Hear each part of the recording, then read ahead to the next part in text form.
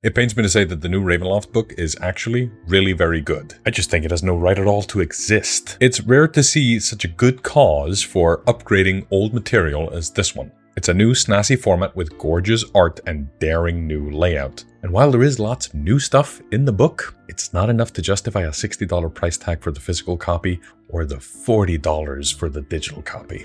If the book was this size, with this layout and this art, and the text in it was new, or at least the content the text talks about was new, not only would it be worth the price, it might be one of the best splat books for 5th edition, and certainly the best one for 5.5 so far. But it isn't, because Ravenloft Horrors Within is just a really nicely made reprint off of Van Richten's Guide to Ravenloft. If you're new to the game, or maybe you never got around to buying this book, then Horrors Within might be a really tempting offer for you, in which case, I think it's worth it. Because, like I said, it's really very good. I just can't bring myself to root for it, even though I'm the exact audience for it. I'm currently running a solo campaign for my girlfriend, AB, and she is going from Domain of Dread to Domain of Dread inside my version of the Shadowfell, meeting all kinds of Dark Lords and playing adventures in there, and I am running it all out of this book, and I am very familiar with this book's shortcomings, and the new book fixes all of it. So the new Horrors Within book couldn't have come out at a better time for me, but I'm still not going to recommend you buy it. So let's talk about the horrors within Ravenloft. Welcome to Mystic Arts, where I'll answer my own complaints from last week by making a review video this week.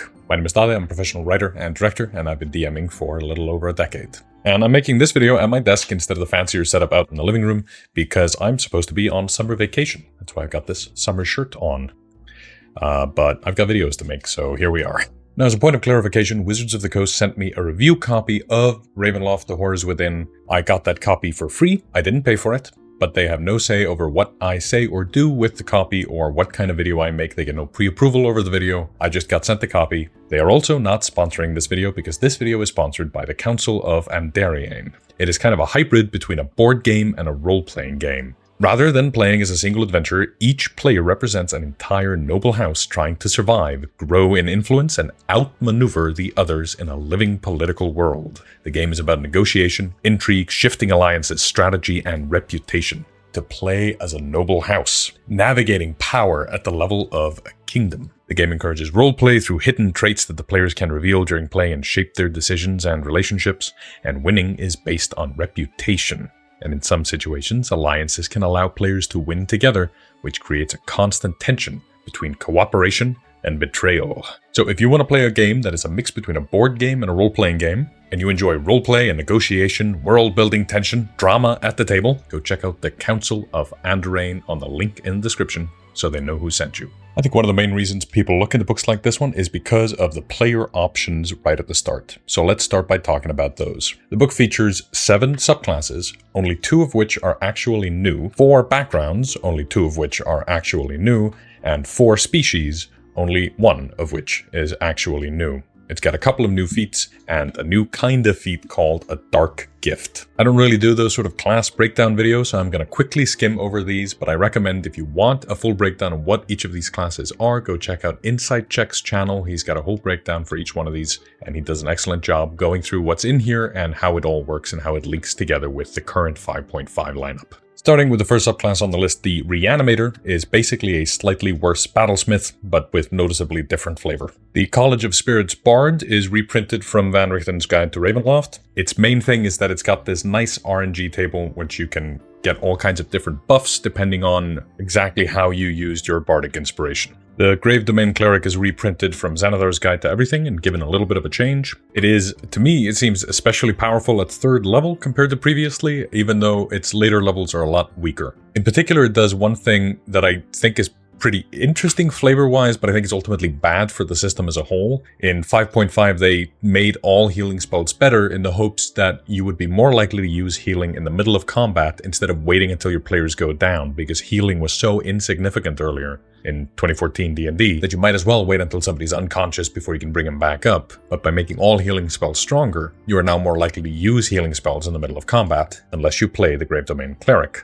Because now you still get that ability where you roll max hit points, but now that it's 2 dice of damage, it is instead way more healing. So it's kind of brought back that yo-yo effect that you got in 2014 that had, as far as I can tell, had mostly gone in 2024 D&D. I think the standout from this book is the Hollow Warden Ranger. It looks really, really cool. It's got powerful, evocative fantasy, and I assume that AB is going to be changing her Hunter Ranger into a Hollow Warden Ranger in our home game because fantasy is really strong with this one. It's really appealing to her.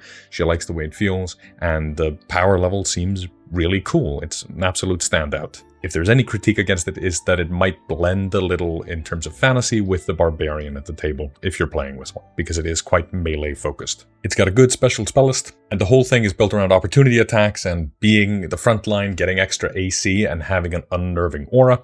The whole thing, I think, is just really well done. The Phantom Rogue returns from Tasha's Cauldron of Everything. Much like the Tasha's Cauldron of Everything version, this one is nothing to write home about. It still seems significantly weak. The Shadow Sorcerer returns from the Player's Handbook, now reprinted in this book, and it does get a buff on the Hound of Ill Omen, which has always been a really cool ability, and now it's even better, but because 2024 also buffed Heightened Spell, I'm not certain whether those two abilities are compatible with each other, because all sorcerers get Heightened Spell, and only Shadow Sorcerers get Hound of Ill Omen, and they do have a lot of similar effects. So on balance, whether or not this one is mechanically all that good, I'm not sure. If anything, it is probably a little underwhelming. And then there is the Undead Warlock, which was already available in the other version of this book. The new one is cool. The old one is also cool. And it now works really well with Pact of the Blade, which is neat. There are 4 backgrounds in the book, and 2 of them are already in Van Richten's guide. But because they changed the way backgrounds work between editions, they are now sort of beefed up and they have a feat built in and all this other stuff. Broadly, I think that's neat.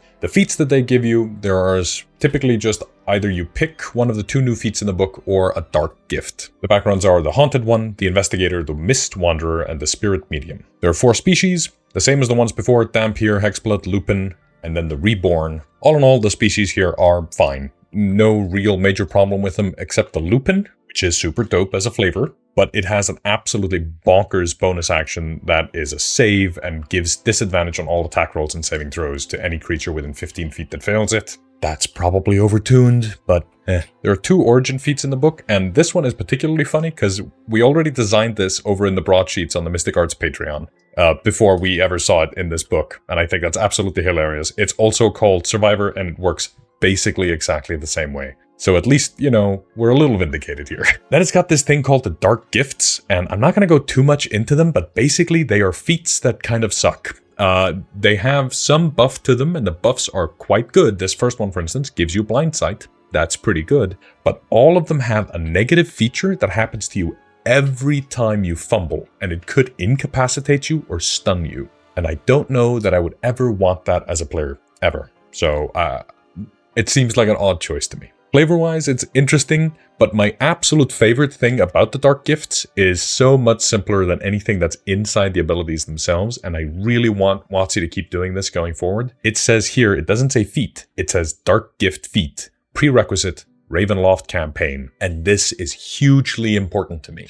I really detest it when there are player options that are specific to a setting, and my players approach me with them and say, can I use this? And I have to be the bad guy and say, no, you can't, because it's specific to Eberron or whatever. You know, my players read about Silvery Barbs, which is unique to Strixhaven, and they approach me and say, surely this could work in any setting, and now I have to be the bad guy and say no. I love that in this book it says prerequisite Ravenloft campaign, because now if the DM wants to include it, they can be the good guy and be permissive and say yes, as opposed to having to be the bad guy to say no if they want to say no. I think that's hugely important. I think that's a great addition. And honestly, I really hope they keep doing that going forward, especially with setting specific stuff. Now, out of all those player options, if they were all new and if they were all something we hadn't seen before, I would have said this is a great splat book. I would have been really, really excited about it, and I would probably be making a video cheering them on, because I really do think it's very good. I think the layout is very good. I think the flavor of it is very good.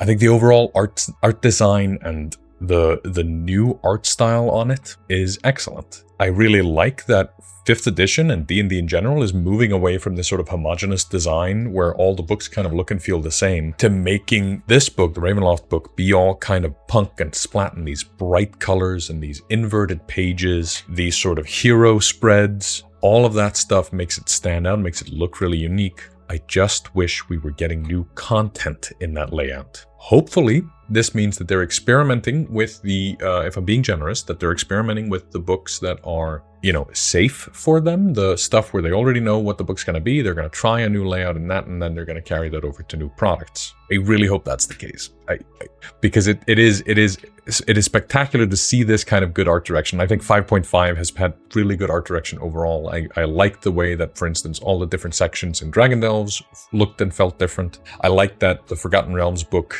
kept the sort of classic 5th edition look, as if saying that belongs to the Forgotten Realms, and then Eberron had kind of this more sort of Art Deco or Metropolis style art style. I think that's really good. But now that I've been quite complimentary, I need to say that ultimately, I just feel like reprints suck. They really, really suck. And the feeling of being someone who's a huge fan of this edition, a huge fan of this game, someone who plays it 10, 15 times a month, who has a dedicated group, I feel really underserved with this book. I feel like there is a complete lack of letting me be excited.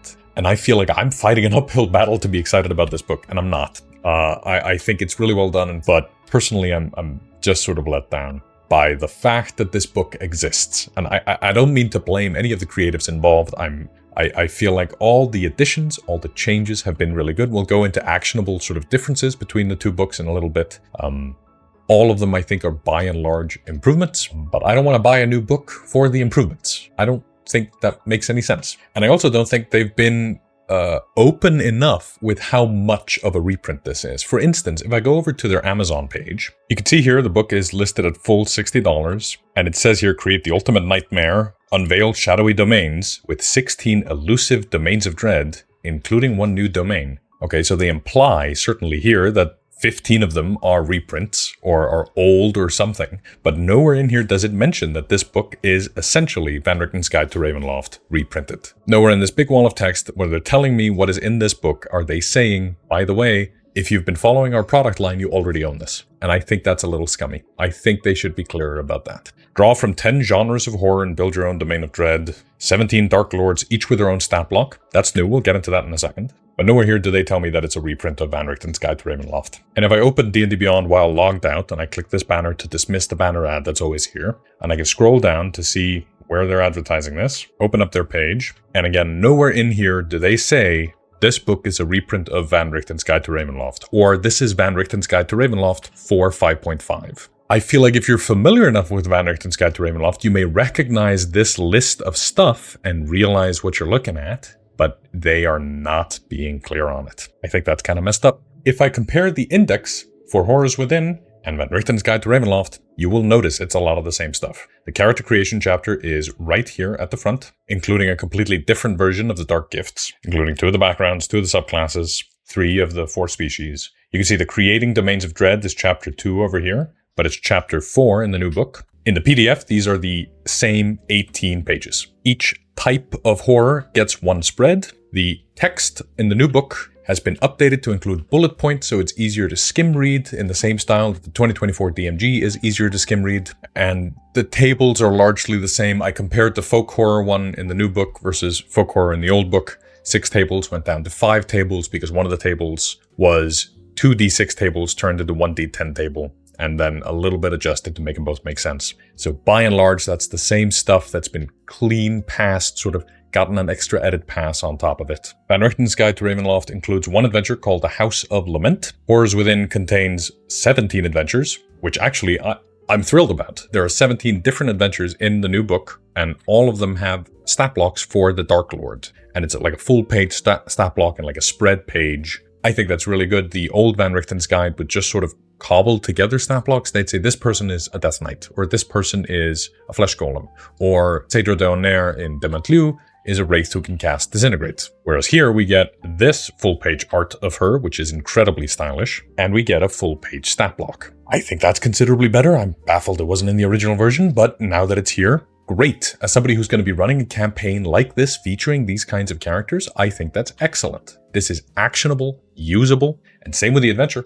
When I ran Dementlieu for my girlfriend AB, I kind of had to invent a masquerade type deal because I thought that fit Dementlieu, and there was some text in the book that suggested as much. But here, you go to Adventures in Dementlieu, and there's some descriptions. There is how a campaign arc might look, And then there is Adventure for 4th level characters, The Grand Masquerade. And look, it's got a full page map of what the estate would look like, and a sort of simplified adventure you could run. It's like a 1 or 2 page adventure. It's very simple. It's just got a list of bad guys, a couple of checks you need to make, and a fight you can get out of it by fighting Saedra or fighting some ghouls or whatever it is. I ultimately think that's neat. I think that's the kind of stuff you need if you're going to do a book like this one, where they say, hey, here are a whole bunch of different domains of dread. I think it's a missed opportunity if you don't then have examples of the kinds of adventures in each of those places. So in this book, Van Richten's Guide to Ravenloft, they say, here are 17 domains of dread. Here are X many types of horror.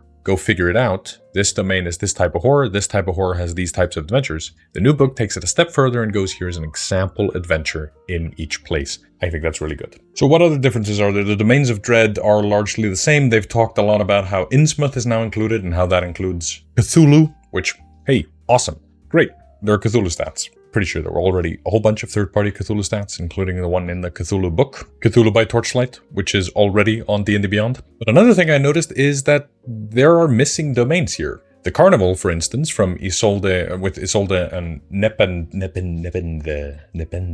has been sort of demoted into other domains of dread. Carnival, Isolde, and Nepenthe, which is sort of a little bit of sleight of hand. So they didn't delete any domains, but many of them got demoted into being other domains. Or not many, but a few. And I feel like that's sort of, it's especially tough because it puts us in this position where now neither book is the complete set. If I wanted the complete experience, I need both books. So one of them adds new stuff. The new book adds new stuff, but doesn't reprint all of it. And if it did reprint all of it, it would be more pages of reprinted content. So maybe that would feel worse, but I don't think so.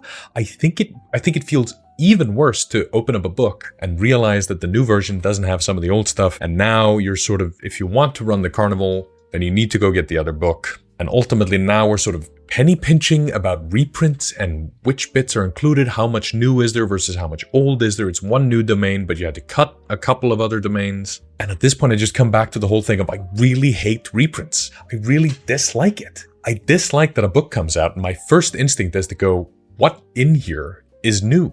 What in here is actually new text? And it goes down to like, there are whole paragraphs which are copy pasted. And some of it has been rewritten to sort of seem a little different. But let me give you a couple of examples. In the new book, it says, folk horror adventures involve traditions, beliefs, and perceptions that are passed down through generations and take terrifying twists. For those who ascribe to hidden traditions, sacrifices to strange gods, or placations to lurking monsters or everyday events. Folk horror in the old book says, folk horror adventures involve traditions, beliefs, and perceptions that are passed down through generations and take terrifying twists. For those who ascribe to hidden traditions, sacrifices to strange gods, or placations to lurking monsters or everyday events. It's the same thing. The only new thing is that this section here has been changed in the new book to mention Midsummer and The Wicker Man. Specifically, like, hey, giving references to other forms of media that you can look up to inspire this certain genre, I think that's great. But the rest of the paragraph is a verbatim copy-paste, and these are all over the place. The new book says, Chateau Faux.